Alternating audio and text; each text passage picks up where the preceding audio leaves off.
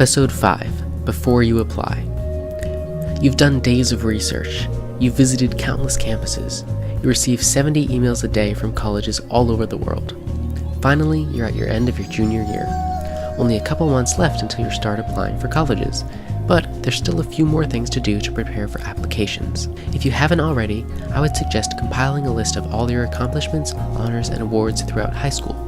In other words, make a resume. If you had a job, were on a sports team, part of a club, or were in any honor societies, those are all great things to put on your resume. If you're concerned about not having enough things in your resume, it's okay. You didn't have to do everything in the book. Volunteering at an animal shelter weekly throughout all of high school and eventually moving up to being president of the club will look better than volunteering at 8, 9, or 10 things once in a while, not really being committed to it, and never accomplishing anything great. Just be confident and show colleges how great you are. They'll see it, I promise.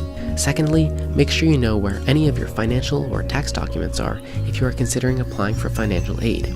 You don't need this until you apply in the fall and winter, but I'd recommend getting organized ahead of time. If you have taken the SAT, ACT, or any AP exams, which you probably have, and have done well on them, you should send the score reports to colleges once you receive them. Simply log into the respective accounts, either College Board or the ACT, and you can choose which colleges to send the scores to.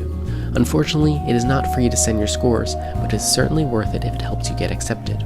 Lastly, many colleges require teacher recommendation letters, usually at least 2. I'd advise 1 letter from your guidance counselor and 2 from your teachers would be perfectly fine. When choosing which teachers to ask to write your recommendation, think about which teachers know you as a student and a person best. Do you have teachers that know your passions, hopes, and dreams? If so, they'd be the best people to write your letter.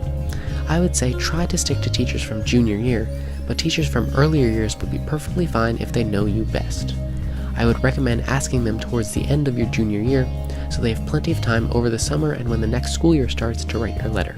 Remember to be courteous and polite while asking them, and thank them if they agree to do it. Most colleges will have you electronically sign something that waives your right to view these recommendation letters. That's normal, and I would agree to do that. If you end up choosing to see your recommendation letters and don't waive it, colleges may not use or look at them when considering you, so it is definitely worth it to waive them.